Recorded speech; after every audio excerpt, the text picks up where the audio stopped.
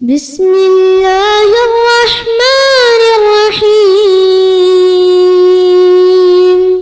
عما يتساءلون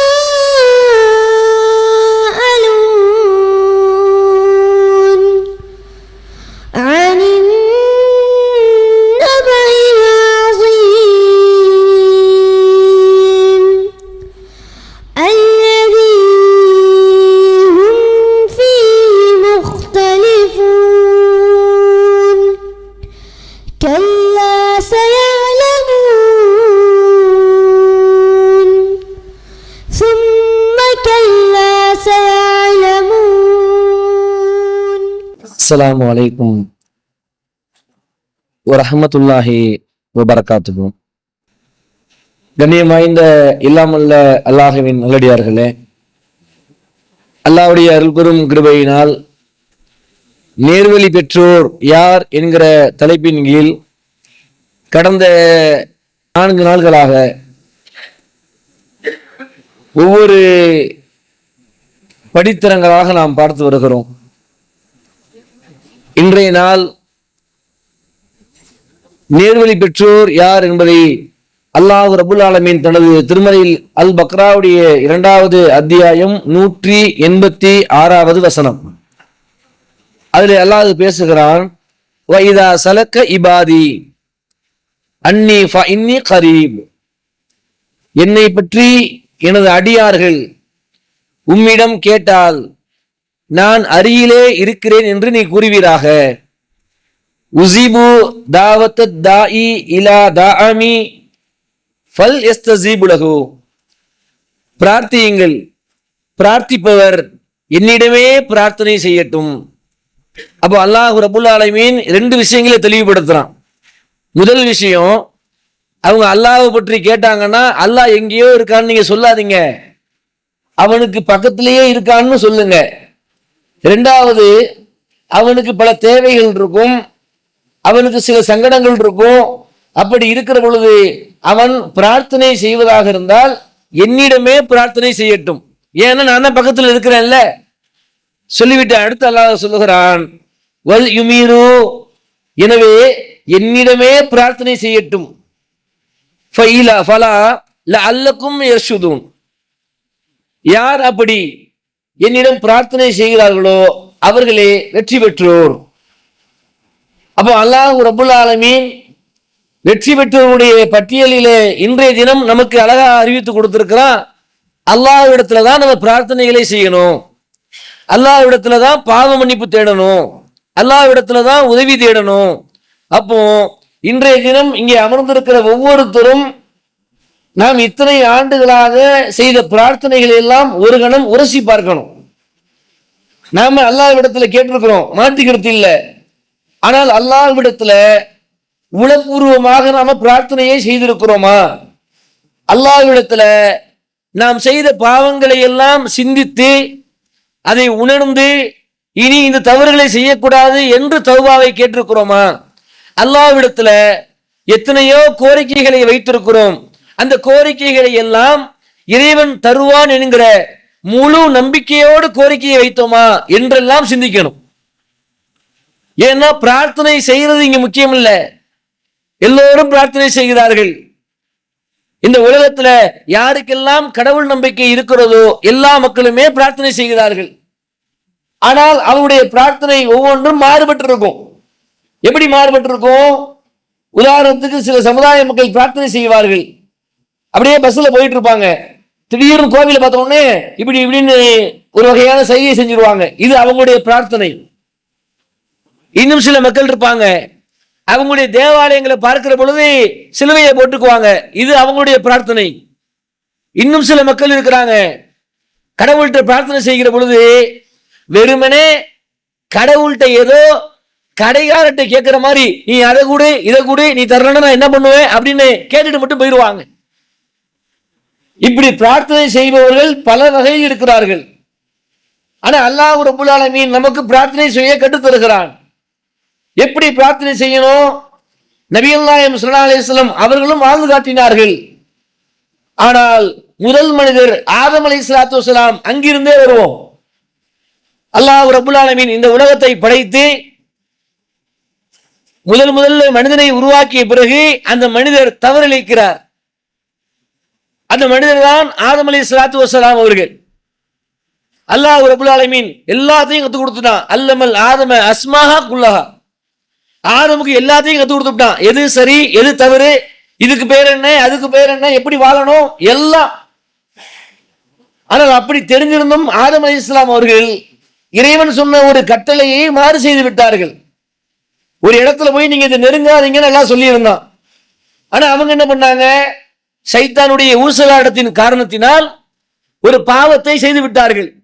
செய்துவிட்ட மாத்திரமே தான் என்ன செய்வது என்பது தெரியல. எல்லாம் தெரிஞ்சது அழி நல்லா சொல்றான். ஆனா அதே நேரத்துல தான் செய்த பாவம் தவறு என்பது மட்டும் அவருக்கு தெளிவாக தெரிகிறது.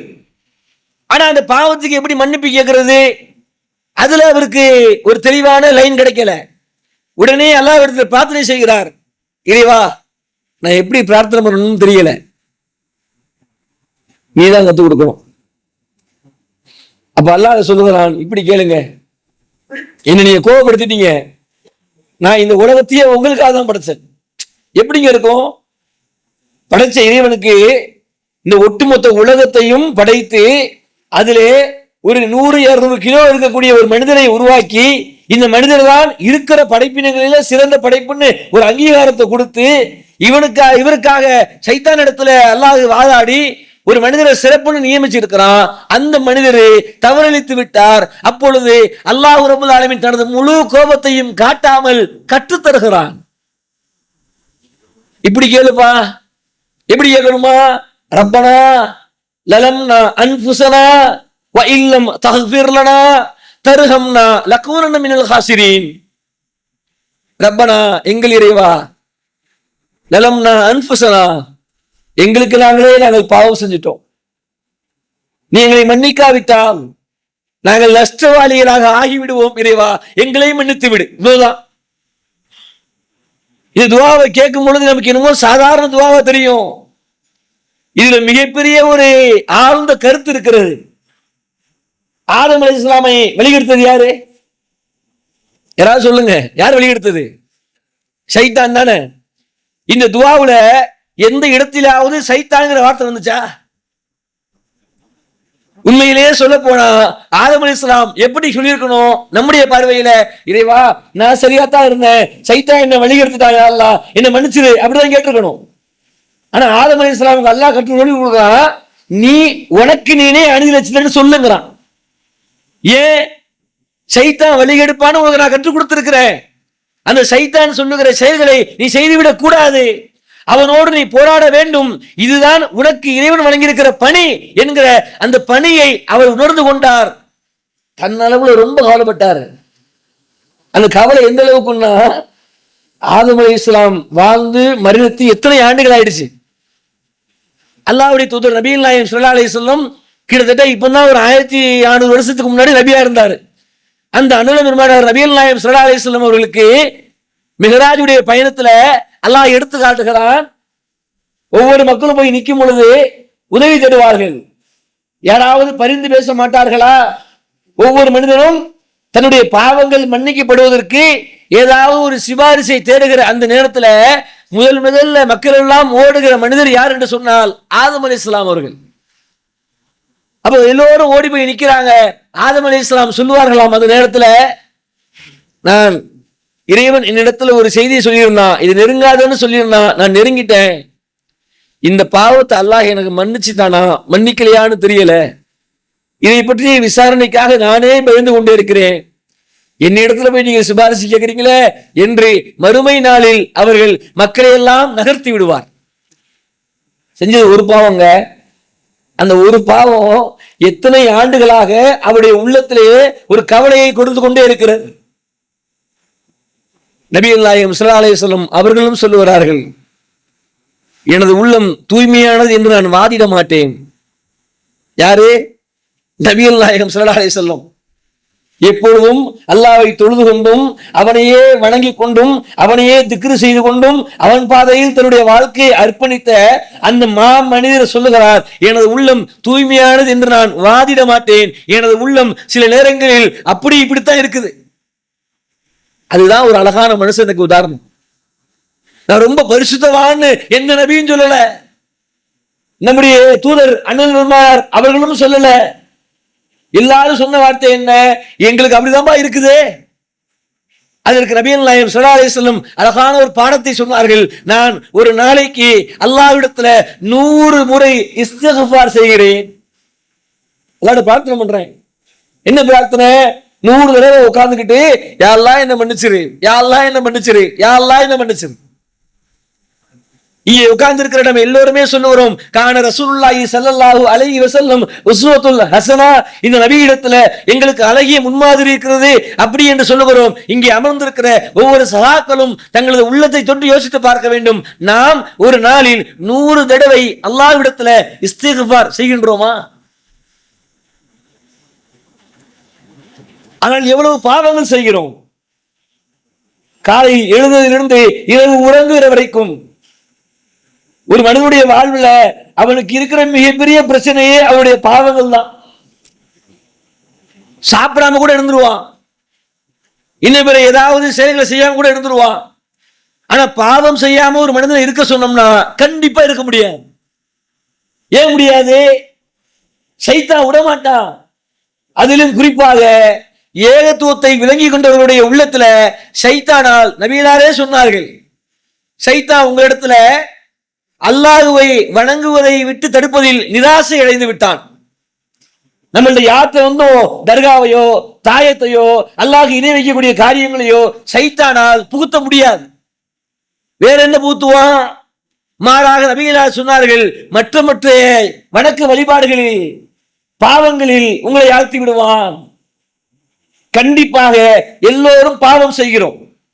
அது ஆண் பெண் சிறுவர் பெரியவர்கள் மாற்றுக்கிறதே கிடையாது. அந்த பாவத்தை பொறுத்தவரையில நாம நம்முடைய பயணத்தை எப்படி அமைத்திருக்கிறோம்? அல்லாஹ் சொல்லுகிறான், அவங்களுக்கு ஒரு அழகிய உதாரணமா, மனுஷங்க பாவம் செய்வாங்கிறது அல்லாஹ்வுக்கு தெரியும். அதனாலதான் நபிகளார் சொன்னார்கள், ஆதமுடைய மக்கள் இரவிலும் பகலிலும் பாவம் செய்கிறார்கள். அவர்கள் கண்கள் பாவம் செய்கிறது, நாவு பாவம் செய்கிறது, சில பாவங்கள் நிகழ்ந்து விடுகிறது, சில பாவங்கள் பொய்ப்படுத்தப்படுகிறது. நம்ம வெளியில பார்க்கும் பொழுது சில பேர் அப்படியே பயங்கரமா இருப்பாங்க, பெர்ஃபெக்டா இருக்கிற மாதிரி. அவங்களுக்குள்ள ஏதோ போராடிட்டு இருக்காங்கன்னு அர்த்தம். ஒருவேளை பாவம் செய்து கொண்டே இருந்த மனிதன் அல்லாஹ்வின் மீது நம்பிக்கை இழந்துவிடக் கூடாது என்பதற்காக இறைவன் சில வரையறைகளை வைத்திருக்கிறான். அழகான வரையறை. இது நம்முடைய வாழ்க்கையில இருந்துச்சுன்னு சொன்னா கண்டிப்பா எல்லோரும் ஜெயிச்சிடலாம். நீங்களும் ஜெயிக்கலாம், நானும் ஜெயிக்கலாம். யாரெல்லாம் அந்த வசனத்திற்கு ஏற்ப தங்களை மாற்றி அமைத்துக் கொள்கிறார்களோ அவர்கள் எல்லோரும் ஜெயிக்கலாம். அல்லாஹ் ரப்பல் ஆலமீன் 3வது அத்தியாயம் 135வது வசனத்திலே அல்லாஹ் பேசுகிறான், வல்லதீன இதா ஃபஅலு ஃபாஹிஸத்தன் அவ் லலமு அன்ஃபுஸஹும் ஸக்கருல்லாஹ ஃபஸ்தக்பிரு லி யுனூபிஹிம். இறைவன் இங்கே பேசுகிறான், அவர்கள் வெட்கக்கேடானதை செய்து விட்டால். பாவத்துல பல இருக்கு. அதுல பெரிய பாவம் என்னன்னா வெட்கக்கேடான ஒரு காரியம், அல்லது தமக்கு தாமே தீங்கிழைத்துக் கொள்வது. தமக்கு தாமே தீங்கிழைச்சுக்கிறதுனா அவன் தனிப்பட்ட எந்த ஒரு மனுஷனுக்கும் தீங்கிழைக்காம அவனுக்கு மட்டுமே அவன் தனிமையில பார்க்கிற விஷயங்கள், தனிமையில செய்கிற விஷயங்கள், தன் உடலால் செய்கிற விஷயங்கள், இதெல்லாம் தனக்கு தானே செய்கிற பாவங்கள். இது மாதிரியான பாவங்கள் அவன் செய்து விட்டால் அல்லாஹ்வை நினைத்து அவர்கள் பாவ மன்னிப்பு தேடுவார்கள். பாவம் செஞ்சிருவான், அது மாற்றுக்கிறது இல்லை.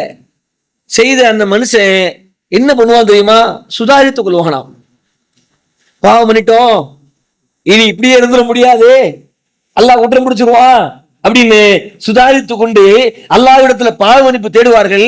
வமன் யக்ஃபிரு துனூப இலல்லாஹ், அவன் சொல்லுவானா, அல்லாஹ்வை தவிர பாவங்களை மன்னிப்பவன் யார்? நான் அவன்தான் மன்னிப்பு கேட்கணும்.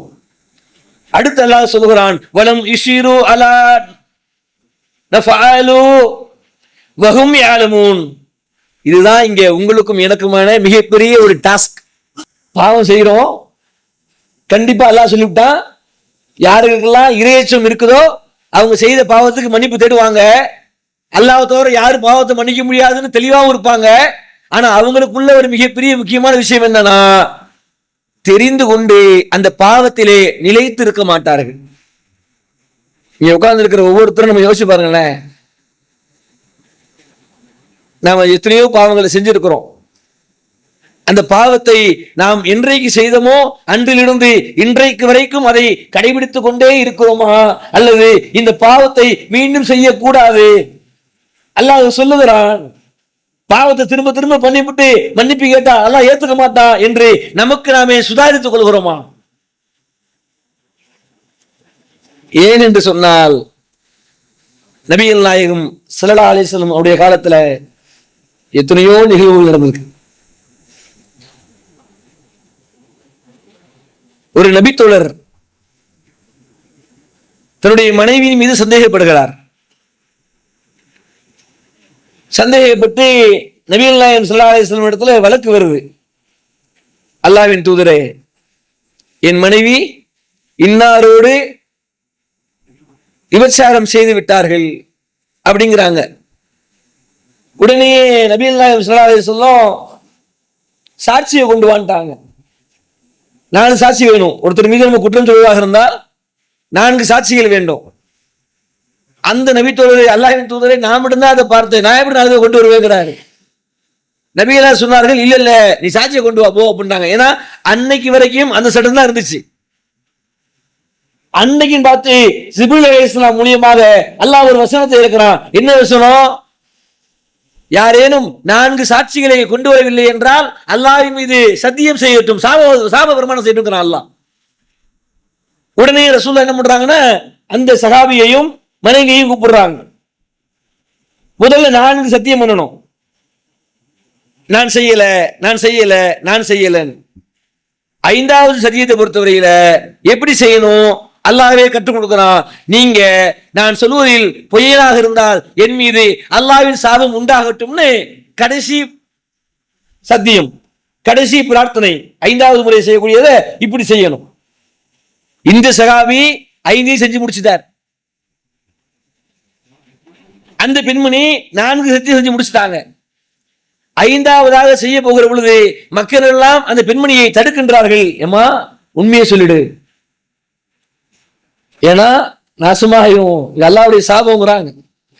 அந்தம்மா ஒரு பிடிவாதத்துல அதெல்லாம் நான் பாத்துக்கிறேன் சத்தியம் பண்றாங்க. நபிகளார் சொன்னார்கள், ஒருவேளை இவர் பொய்யராக இருந்தால் இவர் அல்லாஹ்விடத்துல கடுமையாக தண்டிக்கப்படுவார். அந்த பெண் பொய்யராக இருந்தால் அந்த பெண்ணுடைய வயிற்றில் கொழுத்த, கைகள் எல்லாம் பெருத்த கருத்த ஒரு குழந்தையை பெற்றெடுப்பார் என்றார்கள். அதுபோலவே அல்லாஹ் வெளிப்படுத்தலாம்.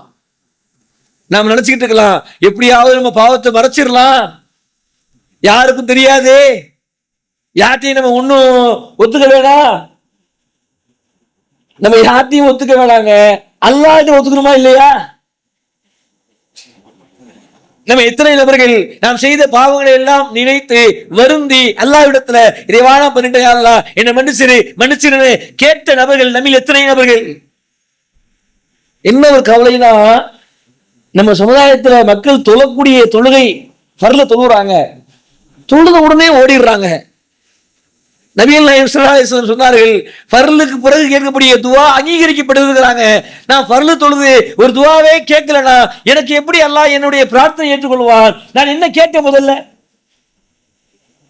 பெற்றோர்கள் எவ்வளவு சிரமத்துக்கு மத்தியில் நம்மை பெற்றெடுத்து நம்மை பராமரித்து நம்மை வளர்த்து அவர்களது இறுதி காலம் வரைக்கும் நம் மீது அன்பு காட்டியதை நாம் யாரும் மறுக்க முடியாது. அப்போ அந்த தாய் தந்தை உயிரோடு இருக்கும் பொழுது கூட நாம் அவர்களுக்கு சில நன்மைகளை செய்ய தவறி இருப்போம், அல்லது அன்றைக்கு செய்ய முடியாத ஒரு பொருளாதார சூழல் நமக்கு ஏற்பட்டிருக்கலாம். ஆனால் அதையெல்லாம் சரி செய்கிற வகையில நாம் நம்முடைய தாயின் பெயரிலோ அல்லது தந்தையின் பெயரிலோ அல்லாஹ்வுடைய ஆலயம் அமைவதற்காக நீங்கள் உங்களது பொருளாதாரத்தை கொடுத்தால் நாம் செய்கிற இந்த பொருளாதாரம் அவர்களே அல்லாஹ்வின் புறத்தில் உயர்த்தி விடுகிற சுடகத்தின் பால் நகர்த்துகிற ஒரு கேடயமாக இருக்கும். அதற்கு இன்ஷா அல்லாஹ் நாம் ஒவ்வொருத்தரும் இயன்ற அளவுக்கு ஒத்துழைப்பை கொடுப்போம். உங்களது தவறிவிட்ட உங்கள் தாய்க்கோ தந்தைக்காகவோ நீங்கள் அல்லாஹ்வின் பாதையில் தர்மம் செய்து அதை அவர்களுக்காக நீங்கள் நிகழ்த்திட வேண்டும் என்று கேட்டுக்கொள்கிறோம். உங்கள் அஸ்னான் மல்டி ஸ்பெஷாலிட்டி பல் மருத்துவமனை பல் மற்றும் வாய் சம்பந்தப்பட்ட அனைத்து விதமான நோய்களுக்கும் எங்களிடம் சிறப்பு சிகிச்சை அளிக்கப்படும். அஸ்னான் மல்டி ஸ்பெஷாலிட்டி பல் மருத்துவமனை கலெக்டர் அலுவலகம் அருகில் நாகர்கோவில். நீங்கள் அனாதை குழந்தைகளை ஆதரிக்க விரும்புகிறீர்களா? தந்தை இழந்து தரமான உணவின்றி நல்ல உடைகளின்றி சரியான வழிகாட்டுதலின்றி அனாதைகளாக வாழும் இந்த குழந்தைகளுக்கு உதவும் கரங்கள் தான் தாருல் இல்ம் உதவும் கரங்கள். அல்லாஹ்வின் உதவியால் 2010 10 குழந்தைகள் என்று ஆரம்பிக்கப்பட்ட இந்த உதவும் கரங்கள் சமூகத்தில் கவனிப்பாரற்று அதிகரித்து வரும் அனாதை குழந்தைகளை கருத்தில் கொண்டு தற்போது 160 குழந்தைகளுக்கு மேல் பொறுப்படுத்தி செயல்பட்டு வருகிறது. இவர்களின் கண்ணீரை துடைத்திட நீங்கள் தாராளமாக உதவுங்கள். உங்கள் ஜகாத் மற்றும் சதக்காவை அனுப்ப வேண்டிய முகவரி தாருல் இல்ம் நம்பர் 64 பார்த்தசாரை தெரு, பழைய வண்ணாரப்பேட்டை, சென்னை 21. வெப்சைட் தாருல் இல்ம் hh.com. தொடர்புக்கு 9840725020 9600055060. சுத்தமான பசும்பாலில் செய்யப்பட்ட பன்னீர் மற்றும் குல்ஃபி இப்போது உங்கள் அருகில் உள்ள கடைகள் மற்றும் சூப்பர் மார்க்கெட்டுகளில் சிவகங்கை மற்றும் ராமநாதபுரம் மாவட்டம் முழுவதும் டீலர்கள் வரவேற்கப்படுகிறார்கள். தௌபா என்பது ஒரு மனிதன் தன் உள்ளத்தால் உணர்ந்து ஏதாவது ஒரு வசதி இருக்காதா, ஏதாவது ஒரு வழி இருக்காதா, என்னை நான் சீர்திருத்திக் கொள்வதற்கான மிகப்பெரிய கேடயம் தௌபா. அதனால்தான் எல்லா நபிமார்களும் அல்லாஹ்விடத்தில் அதிகமாக பேசியது பிரார்த்தனையில் தான். ஒவ்வொருத்தரும் தனது உள்ளத்தை உருக்கி அல்லாஹ்விடத்தில் அழுது அழுது அழுது அழுது நபிகளா சொன்னார்கள், அரசுடைய நிழல்ல 7 பேருக்கெல்லாம் இடமளிக்கிறான். அதுல ஒருத்தர் யாரு? தனிமையில் அல்லாஹ்வை நினைத்து கண்ணீர் சிந்திய மனுஷன். அல்லாஹ்வை நினைச்சுதான்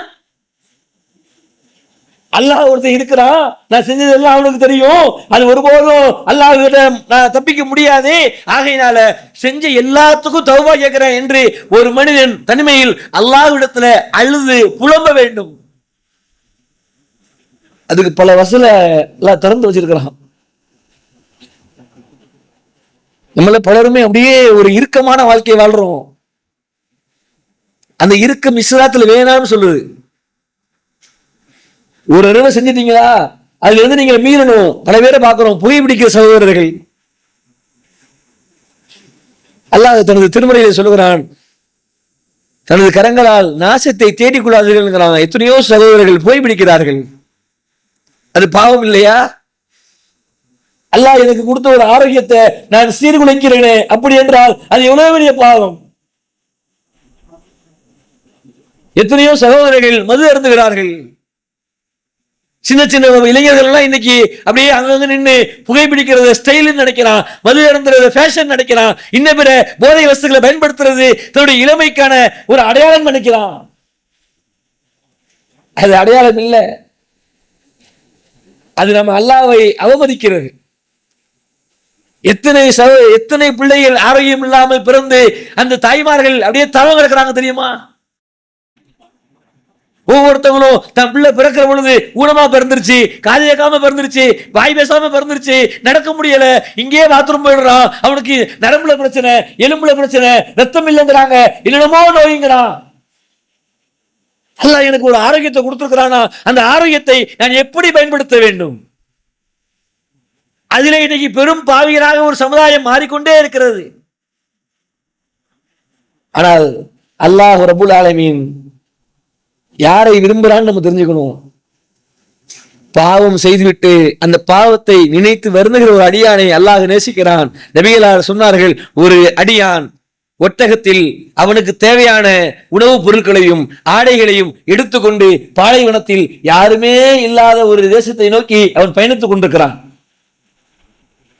அப்படியே பயணம் போய்கிட்டே இருக்கிற பொழுது திடீரென்று ஓய்வு தேவைப்படுகிறது. ஒரு இடத்தில் மரத்தின் அருகிலே ஒட்டகத்தை கட்டி போட்டுவிட்டு அவன் ஓய்வெடுக்கிறான். ஓய்வெடுத்த அந்த அடியான் தூங்கி எழுந்து பார்க்கிற பொழுது அவன் கட்டி வைத்த ஒட்டகமும் அந்த ஒட்டகத்திலே இருந்த உணவும் இன்னும் உடையும் எதுவுமே இல்லை. எப்படி இருக்கும் அவனுக்கு? தான் எந்த பாதையை நோக்கி போறேன்னு தெரியல. சொல்லப்போனா நிர்கதியற்று நிற்கிறான். அந்த அடியான் கவலையில் நம்முடைய வாழ்க்கை அவ்வளவுதான் அப்படின்னு நினைத்து விட்டு மீண்டும் அந்த கவலையிலோடு அவன் உறங்குகிறான். மீண்டும் எழுந்து பார்க்கிறான், கண் முன்னே காணாமல் போன ஒட்டகம் நிற்கிறது. நபிகளார் சொன்னார்கள், அதை போன்றுதான் ஒரு அடியான் தான் செய்துவிட்ட தவறை எண்ணி அல்லாஹ்விடத்துல மன்னிப்பை கேட்கிற பொழுது அல்லாஹ் மகிழ்ச்சி அடைகிறான். நான் அல்லாஹ்வை மகிழ்ச்சி ஆக்கணும் அப்படின்னா நான் செய்த பாவத்தை எல்லாம் அல்லாஹ்விடத்துல ஒத்துக்கணும். ஏன் அவனுக்கு தெரியாதா? நம்ம செஞ்ச பாவங்களை எல்லாம் குடும்பத்துல மறைச்சிடலாம், சமூகத்துல மறைச்சிடலாம், இந்த ஊர்ல மறைச்சிடலாம், இந்த உலகத்துல மறைச்சிடலாம், அல்லாஹ்விடத்துல மறைக்க முடியுமா? ஆனால் நபிகளார் சொன்னார்கள், இறைவன் உங்களை விரும்புகிறான், தயவு செய்து தவறை ஒற்றுக்கொள்ளு, நீங்கள் மாறிக்கொள்ளுங்கள். அதுலயும் குறிப்பாக இந்த தௌபாவை அல்லாஹ் எங்கெல்லாம் வச்சிருக்கான்னு நீங்க கவனிக்கணும். நாம நினைச்சிட்டு இருக்கிறோம் பாவ மன்னிப்புங்கிறது நாம அல்லாஹ்வோட கையேந்தி கேட்டா மட்டும்தான் பாவ மன்னிப்பு நினைக்கிறோம். அது மட்டும் இல்லைங்க. ஒரு மனிதன் மறுமையில் பாவத்தோடு தான் வருவான் என்று தெரிந்த இறைவன் அவனை எப்படியாவது பாஸ் ஆகி விட்டுறணும், என் அடியான் நரகத்துக்கு போயிடக்கூடாது, நரக நெருப்புல வெந்து அவன் சாகவும் முடியாது, வாழவும் முடியாது, அந்த அவஸ்தையை அவன் அனுபவிக்க கூடாது என்பதற்காக அல்லாஹ் ரப்பல் ஆலமீன் எல்லா இபாதத்துகளிலும் பாவ மன்னிப்பை வைத்திருக்கிறான். ஒண்ணு விடல. தொழுகிறோம், தொழுகைங்கிறது பாவ மன்னிப்பு தான் முழுக்க முழுக்க. நோன்பு வைக்கிறோம், நபிகளார் சொன்னார்கள், நன்மையை எதிர்பார்த்து நம்பிக்கை கொண்டு யார் ரமலானுடைய மாதத்தில் நோன்பு நோக்கிறாரோ அவருடைய பாவங்கள் எல்லாம் மன்னிக்கப்படுது. தொழுகைக்கு பாவ மன்னிப்பு, நோன்புக்கும் பாவ மன்னிப்பு. அடுத்து ஹஜ். யார் ஒருவர் ஹஜ்ஜை முழு மனதோடு அதை சரியான முறையில் நிறைவேற்றி விட்டாரோ அவருக்கு சொர்க்கத்தை தவிர வேறு கூலி இல்லை. அது மட்டும் இல்லாமல் அன்று பிறந்த பாலகனை போன்று எந்த பாவமே இல்லாதவராக மாறிவிடுகிறார். அங்கே தௌபா. அடுத்து ஒரு மனிதர் ஜக்காத்தை கொடுக்கிறாரு, சதகாவை கொடுக்கிறாரு. எந்த மனிதர் தான தர்மங்களை வாரி வாரி கொடுக்கின்றாரோ அந்த தர்மமே அவரை பாவத்திலிருந்து காக்கும் கேடயம். நபிகளார் சொன்னார்கள், அதுவும் தௌபா. ஒண்ணும் இல்லைங்க, நீங்க பள்ளிவாசலுக்காக தொழுகைக்காக நடந்து வர்றோம்ல, என்னைக்காவது நடந்து வரக்கூடிய சகோக்கள் சில பேர் நினைச்சு பார்த்திருக்கலாம், பலர் நினைச்சிருக்கோமான்னு கொஞ்சம் யோசிச்சு பாருங்க. நபிகள் நாயகம் ஸல்லல்லாஹு அலைஹி வஸல்லம் குறிப்பிட்டார்கள், ஒரு அடியான் பள்ளிவாசலுக்கு தொழுகைக்காக அவன் நடந்து வருகிற பொழுது அவன் எடுத்து வைக்கிற ஒவ்வொரு எட்டுக்கும் ஒரு பாவத்தை அல்லாஹ் மன்னிக்கிறான், ஒரு நன்மையை அல்லாஹ் எழுதுகிறான். ஏன் எழுதணும்? அல்லாஹ் எனக்கு கொடுத்த ஆரோக்கியத்துக்காக நான் தொழுக வர்றேன், இப்படி தொழுக வர்றதுக்காக நான் நடந்து வர்ற ஒவ்வொரு எட்டுக்கும் ஏன் நன்மையை எழுதணும், ஏன் தீமையை அழிக்கணும்? என்னைக்காவது யோசிச்சோமா? உள்ள வந்துட்டோம், அல்லாஹும் அஃப்தஹ் லி அப்வாப ரஹ்மத்திக, இறைவா உன் அருள் வாசலை திறந்து வைன்னு உள்ள வந்துவிட்டு ஒழு செய்கிறோம். நபிகளார் சொன்னார்கள், நீங்கள் ஒழு செய்கின்ற பொழுது உங்கள் கரங்களை கழுவுகிற பொழுது கரங்களுடைய பாவங்கள் எல்லாம் அதனுடைய இறுதி சொட்டின் வழியாக கீழே விழுந்து விடுகிறது. என்னைக்காவது எல்லாரும் யோசிக்கிறோமா? கை கழுவுறமே, கழுவும் பொழுது நீ கழுவிட்டு ஓகே சடங்கு நினைக்கிறோம். ஆனால் அல்லாஹ் ரப்பல் ஆலமீன் அதை சடங்காக்கவில்லை, நம்மை மன்னிப்பதற்கு ஒரு பாதையாக மாற்றுகிறான். எப்படியாவது மன்னிக்கணும். அடுத்து நபிகளார் சொன்னார்கள், அவன் முகத்தை கழுவுற பொழுது அவன் கண்களால் செய்த பாவங்கள், நாவால் செய்த பாவங்கள் அனைத்தும் அதனுடைய இறுதி சொட்டிலே கீழே விழுந்து விடுகிறது. அவன் கால் கழுவுற பொழுது அவன் பாதங்கள் எங்கெல்லாம் பாவத்தை நோக்கி நடந்து சென்றதோ அந்த பாவங்கள் எல்லாம் அந்த இறுதி சொட்டின் வழியாக கீழே செல்கிறது. அல்லாஹ் மாதிரி கருணை உலகத்தில் யாரையாவது காட்ட முடியுமாங்க? உலகத்தில் யாரையாவது ஒருத்தர் கொண்டு வந்து இப்படியெல்லாம் என் மேல கருணை காட்டுறாரு, இப்படியெல்லாம் என் மேல அன்பு காட்டுறாருன்னு தாயை காட்ட முடியாதுங்க. நபிகளார் சொன்னார்கள், 99 தாய்க்கு நிகரானவன் அந்த ரப்புல் ஆலமீன். நாம கருப்பா, சிகப்பா, உயரமா, குள்ளமா, செல்வமா, ஏழ்மையா அதெல்லாம் ஒண்ணும் பார்க்கல. என் அடியான் என்ன நான் படைச்சவன், அவன் எவ்வளவு கவலை இருக்கும். எங்க நாம பெற்றெடுத்த பிள்ளை எப்படியாவது வாழ்க்கையை தோற்றக்கூடாதுன்னு அவன் செய்கிற எல்லாவற்றையும் சகித்து கொண்டு ஒரு தாயும் தந்தையும் எப்படியெல்லாம் வளர்க்கிறார்கள். சில நேரங்கள்ல தாயை எதிர்த்து பேசுகிறான், தந்தையை அடிக்க வருகிறான். இருந்தாலும் அந்த தந்தை தனக்குள்ளே அந்த கவலைகளை எல்லாம் அமுத்தி அமுத்தி அழுது கொண்டு மீண்டும் சமூகத்துக்கு மத்தியில தன் பிள்ளையை விட்டு கொடுக்காமல் இருக்கிறாரு. அப்படி என்றால் பாசம். அடிக்க கைய வாங்குறான், தெருவில் அவ்வளவு பேர் நிற்கிறாங்க. இவன் அடிச்சிருக்கிற போதையில இவனுடைய மூளை மெழுங்கி தந்தையை அடிக்க போறான், என்னென்னவோ பண்ண போறான். ஆனால் தாயால் ஒரு நிமிடத்தில் விஷத்தை வைத்து கொல்ல முடியாதா? அவ யோசிக்கிறா, எவ்வளவு திருந்திட மாட்டானா? 10 மாதங்கள் சுமந்து இருக்கிறேன், அவன் நரகத்தை, அவன் எந்த விதமான வாழ்க்கையை வாழணும், அவன் திருந்திடணும்னு ஒரு தாய் நினைப்பதனால்தான் பொறுத்து கொள்கிறான். அப்படின்னா அல்லாஹ் ரப்புல் ஆலமீன் ஒழு செஞ்சுட்டு உள்ள வந்தோமா, உள்ள வந்தோடனே ஒரு துவா ஓதுறோம், தக்பீர் கட்டினே சனா ஓதுகிறோம். அல்லாஹும்ம பஹித் பைனி وبين قضاياي كما بات بين المشرق والمغرب اللهم نقيني من الخطايا كما ينقى الثوب الابيض من الدنس اللهم اغسل خطاياي بالماء والثلج والبرد. இப்படி ஒரு துவாவை நம்மளாம் கேட்டிருக்கவே மாட்டோம். நான் சொல்லுகிற விளக்கத்தை நீங்க பாத்தீங்கன்னு சொன்னா, இத்தனை ஆண்டுகள் நம்ம தொழுது இருக்கிறோம், இப்படி ஒரு துவாவை நம்ம கேட்டிருப்போமா? இந்த துவாவுடைய அர்த்தம் தெரிஞ்சவங்க கேட்டுக்கலாம், ஆனால் பெரும்பாலான மக்கள் கண்டிப்பாக அர்த்தம் தெரிந்திருக்க மாட்டார்கள். இதுல நாம சொல்றோம், தக்பீர் கட்ட உடனேயே, இறைவா கிழக்கிற்கும் மேற்கிற்கும் எவ்வளவு தொலைவு இருக்குமோ அதே போன்று எனக்கும் என்னுடைய பாவத்திற்குமான தொலைவை நீ அதிகப்படுத்தியா அல்லாஹ். வெந்நீர் ஆடையில் இருந்து அழுக்கை நீக்குவதை போன்று என்னிடத்திலிருந்து என் பாவங்களை நீக்கிவிடியா அல்லாஹ். ஆலங்கட்டியாலும் பனிக்கட்டிகளாலும் என் பாவங்களை நீ தூய்மைப்படுத்திடியா அல்லாஹ். தாங்க துவாவை சனா ஓதுறமே, தக்பீர் கட்டிட்டு அர்த்தம் என்ன நினைக்கிறீங்க? முழுக்க முழுக்க தௌபா, கிழக்குக்கும் மேற்குக்கும். உண்மையிலேயே ஒரு பாவம் செய்யக்கூடிய ஒரு மனிதர் அல்லது இந்த அர்த்தத்தை விளங்கிய ஒரு மனிதர் தொழுகையில் இருக்கும் பொழுது இப்படி எல்லாம் கேட்டுவிட்டு வெளியில போய் பாவம் செய்வதற்கு அவர் மனம் வருமா? வெளியில போய் பீடி பிடிப்பாரா? வெளியில போய் மது அருந்துவாரா? வெளியில போய் புறம் பேசுவாரா? வெளியில போய் அவதூறு பேசுவாரா? அங்கதான். அப்படின்னா அடுத்து தொழுகையில நிக்கிறோம், நின்று விட்டு அந்த சஜிதா செய்கிறோம். சஜிதா என்பது இறைவனுக்கு ஆக பிடித்த ஒரு நிலை. அதனாலதான் நபிகள் நாயகம் ஸல்லல்லாஹு அலைஹி வஸல்லம் சொன்னாங்க, நீங்க சஜிதாவுல உங்க துஆவை அதிகப்படுத்துங்க, அது ரொம்ப அல்லாஹ்வை ரொம்ப நெருங்கிரும். அப்படியே ஒருத்தன் போய் மண்டிட்டு அல்லாஹ்ட பேசுகிற பொழுது அல்லாஹ் அதை விரும்புகிறான். அந்த சஜிதாவுடைய இடையில ஓதுறமே, ரப்பி குஃபிர்லி ரப்பி குஃபிர்லி, என்ன அர்த்தம்? இறைவா என்ன மன்னிச்சிடுறா, இறைவா என்ன மன்னிச்சிடுறா. நீ தொழுகையை எடுத்து பாத்தீங்கன்னா அதை முடிக்கிற வரைக்குமே என்ன மன்னிச்சிரு, என்ன மன்னிச்சிரு, என்ன மன்னிச்சிரு. அதனாலதான் பாருங்க அல்லாஹ் ரப்பல் ஆலமீன் அடுத்து ஒரு செட்டப் வைக்கிறான். என்ன செட்டப்?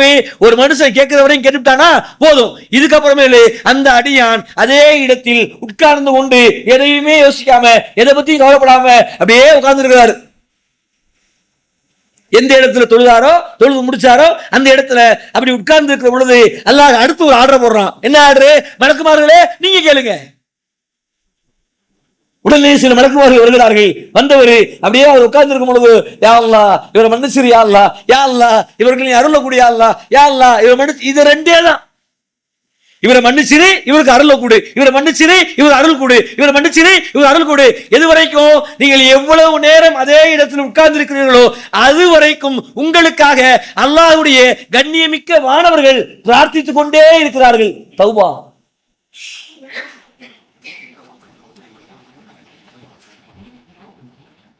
இதுக்கு முக்கியமா நம்ம மாத்திக்கணும். இந்த தௌபா அப்படிங்கிற நமக்கான பாவத்தை யாரும் மன்னிப்பு கேட்க முடியாது. நல்லா புரிஞ்சுக்கங்க. நமக்காக யாராவது தர்மம் பண்ணிடலாம் நம்ம பிள்ளைங்க, நமக்காக அல்லாஹ் இடத்துல துவா செய்யலாம் நம்ம பிள்ளைங்க, நாம விட்ட ஹஜ்ஜை நிறைவேற்றலாம் நம்ம பிள்ளைங்க. ஆனால் நாம் என்னென்ன பாவங்கள் செய்திருக்கிறோம் என்பது நமக்கு மட்டுமே தெரியும். நாம் எங்கெல்லாம் வரம்பு மீறணும் என்பது நமக்கு மட்டும்தான் தெரியும். ஆகையினால் நம்முடைய பாவ மன்னிப்பை அல்லாஹ்விற்கு உளப்பூர்வமாக ஆக்க வேண்டும். நபிகள் நாயகம் ஸல்லல்லாஹு அலைஹி வஸல்லம் அவர்கள் சொன்னார்கள், நான் ஒரு துஆவை கற்றுத் தருகிறேன், அதை காலையில் ஒரு மனிதர் ஓதிவிட்டு மாலை வருவதற்கு முன்பதாக அவர் மரணித்து விட்டால் அவர் சொர்க்கத்துக்குரியவர். இதெல்லாம் ஒரு நற்செய்தி. மாலையில் அதை ஓதுகிறார், மீண்டும் மறுநாள் காலை ஃபஜருக்கு முன்பதாக அவர் மரணித்து விட்டால் அவர் சொர்க்கவாதி. நபிகளார் சொல்லித் தருகிறார்கள், அல்லாஹும்ம அன்த ரப்பி லா இலாஹ இல்லா அன்த ஹலக்தனி வ அனா அபுதுக வ அனா அலா அஹதிக வ வஹதிக மஸ்ததது அஊது பிக மின் ஷர்ரி மா ஸனது அபூலக பி நியாமதிக அலைய வ அபூலக பி தன்பி ஃபக்ஃபிர்லி ஃப இன்னஹு லா யக்ஃபிரு துனூப இல்லா அன்த. அற்புதமான ஒரு துஆ. ஒரு மனிதன் தன்னை முழுவதுமாக அல்லாஹ்விற்கு அர்ப்பணிக்கக்கூடிய ஒரு துஆ. அல்லாஹும்ம அன்த ரப்பி, எங்கள் இறைவா நீயே எங்கள் எஜமான், லா இலாஹ இல்லா அன்த, உன்னை தவிர கடவுள் இல்லை அல்லாஹ், ஹலக்தனி, நீதான் எங்களை படைத்தாய், வ அனா அபுதுக்க, நான் உங்களது அடிமை, வ அன அலா அஹதிக்க வ வஹதிக்க மஸ்ததது, நான் கொடுத்த வாக்குறுதியின்படியும் உடன்படிக்கையின்படியும் அஊது பிக்க மின் ஷர்ரி மா ஸன, என்னால் இயன்றவரை நடந்திருக்கிறேன், எனவே என் பாவங்களை எல்லாம் மன்னிப்பாயாக. சொல்லிவிட்டு அடுத்து சொல்கிறான், உன்னை தவிர பாவங்களை மன்னிப்பவன் யார் இருக்கிறா? நபிகளார் சொன்னார்கள், பாவ மன்னிப்புலேயே தலையாய துவா. இதை ஒரு அடியான் கேட்கணும்னு நல்லா விரும்புறான். அதனால தானே சொர்க்கம் சாதாரணமா கிடைச்சிருமா? ஆனா இஸ்லாம் ஒரு வழிவகையை கற்றுத்தருகிறது. என்ன வழிவகை? நீங்க இந்த மாதிரி உணர்ந்து கேளுங்க. கேட்கிற பொழுது உள்ளத்துல இருக்கிற எல்லா கசடும் போயிடுங்க. நாமளே ஒரு மாற்றிக்கொள்வதற்கு இது மாதிரியான வழிவகை வேற எங்கேயும் கிடையாது. அப்ப இதையெல்லாம் புரிந்து கொண்டு நம்மளுடைய பிரார்த்தனை ஆக்கிக் கொள்ள வேண்டும். இறுதியாக ஒன்று, ஒரு மனிதர் அப்படியே பாலைவனத்துல பயணிக்கிறார். ரொம்ப முக்கியமான ஒரு ஹதீஸ். பயணிக்கக்கூடிய அந்த மனிதர் நடு பாலைவனத்துல போய் நிக்கிறாரு. சுற்றி முற்றி யாரும் இல்லை. கடுமையான பசி, கடுமையான தாகம். அந்த நேரத்துல ஒரு மனிதர் உதவிக்காக யா ரப்பி யா ரப்பி, என் இறைவா என் இறைவா என்று அழைக்கின்றார். அந்த மனிதனுடைய பிரார்த்தனையை அல்லாஹ் ஏற்றுக்கொள்வானா என்று நபிகளார் கூடியிருந்த சகாக்கள் இடத்துல கேட்கிற பொழுது சகாக்கள் சொன்னார்கள், யா அல்லாஹ்வின் தூதரே, அந்த மனிதர் அல்லாஹ் இடத்துல தானே பிரார்த்தனை செய்தார், அப்படி என்றால் கண்டிப்பாக அல்லாஹ் ஏற்றுக்கொள்வான். நபிகளார் சொன்னார்கள், லா, இல்லை, ஏற்றுக்கொள்ள மாட்டான். சகாபாக்கள்லாம் ஒரு மாதிரி சில பதிலாம் சகாபாக்கள் கவலையை கொடுத்துரும். ஏன்னா அல்லாஹ் தானே கேட்டாங்க, அவங்களையே ஏத்துக்கல அப்படின்னு சகாக்கள் அப்படியே விழிபிதுங்கி பார்க்கிறார்கள். நபிகளார் சொன்னார்கள், அறிந்து கொள்ளுங்கள், அந்த மனிதர் உடுத்தி இருக்கிற ஆடை ஹராம், அந்த மனிதர் சாப்பிட்ட உணவு ஹராம், அந்த மனிதர் அருந்திய நீர் ஹராம். இப்படி எல்லாவற்றுமே ஹராமாக இருக்கிற பொழுது அவர் அல்லாஹ் அல்லாஹ் என்று அழைத்தாலும் அல்லாஹ் எப்படி உதவுவான்? நம்ம இதெல்லாம் உரசி பார்க்கணும். நம்முடைய வாழ்க்கையில அற்பமான இந்த உலகத்தில் நம்ம மூணு சித்திரக்கூடாது. இந்த வருஷம் நம்மளால இருக்கிறோம், அடுத்த வருஷம்லாம் எந்த உத்தரவாதம் கிடையாது. அதுலயும் குறிப்பா நம்ம என்ன நினைச்சிட்டு இருக்கோம்னா, பாவமன்னிப்பு கேட்கிறோம். எப்ப கேட்கிறோம்னா ஒற்றைப்படையில கேட்கிறோம். அது மட்டும் தானா? ஒற்றைப்படை வரைக்கும் நமக்கு ரூ இருக்கணுமே. அப்ப பாவ மன்னிப்பு என்பது தனியா ஒரு நேரம் அப்படின்லாம் ரொம்ப தூரம் போக தேவையில்லை. இஸ்லாம் காட்டி கொடுத்த அழகிய வழிமுறை தஹஜ்ஜுடைய நேரம். அல்லாஹ் முதல் வானத்துக்கு வருகிறான், அல்லாஹ்வே வாலண்டியரா கேட்கிறான். எப்படி இருக்கும்? அடியார்களே, உங்களில் யாராவது செய்த பாவத்திற்கு மன்னிப்பு கேட்பவர்கள் உண்டா? நான் மன்னிக்க இதோ வந்திருக்கிறேன் என் அடியார்களே, உங்களிடத்தில் யாராவது தேவைகளோடு வந்திருக்கிறீர்களா? உங்கள் தேவைகளை பூர்த்தி செய்ய நான் வந்திருக்கிறேன் என்று இறைவன் முதல் வானத்திற்கு இறங்கி வருகிறான் என்று நபியலார் சொல்கிறார்கள். அப்படி என்றால் அந்த நேரத்தை நம்ம எத்தனை சகாக்கள் சரியான முறையில் பயன்படுத்துகிறோம்? இதையெல்லாம் புரிந்து நாளை மறுமையில் ஒருபோதும் குற்றவாளியாக விடக்கூடாது என்பதற்காக எத்தனையோ திக்ருகள் நபியல்லாஹ் சொல்லிக் கொடுத்தார்கள். ஒரு நாளைக்கு 100 முறை சுப்ஹானல்லாஹி வ பிஹம்திஹி என்று நீங்கள் திக்ர் செய்யுங்கள். ரெண்டே வார்த்தை, சுப்ஹானல்லாஹி வ பிஹம்திஹி. அப்படி யார் செய்கிறார்களோ நாளை மறுமையில் அந்த மனிதனுடைய தீமையின் எடை, நன்மையின் எடை இருக்கும், தீமையின் எடை இருக்கும். தீமையின் எடை கணத்து போயிடுச்சுன்னா அவர் நரகத்துக்குரியவர், நன்மையின் எடை நல்லா வெயிட் ஆயிடுச்சுன்னா சொர்க்கத்துக்குரியவர். நபிகளார் சொன்னார்கள், 100 முறை இதை யார் சொல்லுகிறார்களோ அவர்களுடைய நன்மையின் எடை அப்படியே கிணத்து போய் நிற்கும். அந்த வாய்ப்பை விட்டுறாதீங்கன்னாங்க. அப்ப இதையெல்லாம் புரிந்து கொண்டு இத்தனை ஆண்டுகள் நாம் செய்த எல்லா பாவங்களையும் அல்லாஹ்விடத்துல ஒப்படைப்போம். ஒண்ணும் விடாம நினைச்சா அப்படியே வரும். என்னென்ன பண்ணிருக்கிறோம், யாருக்கு தீங்கு வச்சிருக்கிறோம். பாவங்கள் 2 இருக்கிறது. ஒரு பாவம் நமக்கும் இறைவனுக்குமானது, இன்னொரு பாவம் நமக்கும் சக மனிதர்களுக்குமானது. மனிதர்களுக்கான பாவத்தை மனிதனிடத்தில் மன்னிப்பு கேளுங்கள், அல்லாஹ்வுக்கும் நமக்குமான பாவத்தை அல்லாஹ்விடத்தில் மன்னிப்பு கேளுங்கள். எல்லாம் உள்ள இறைவன் உங்களது என்னது பாவங்களை மன்னித்து சூரத்தில் ஒன்று சேர்ப்பானாக. அஸ்ஸலாமு அலைக்கும் வரஹ்மத்துல்லாஹி வபரகாத்துஹு. அல்லாஹ்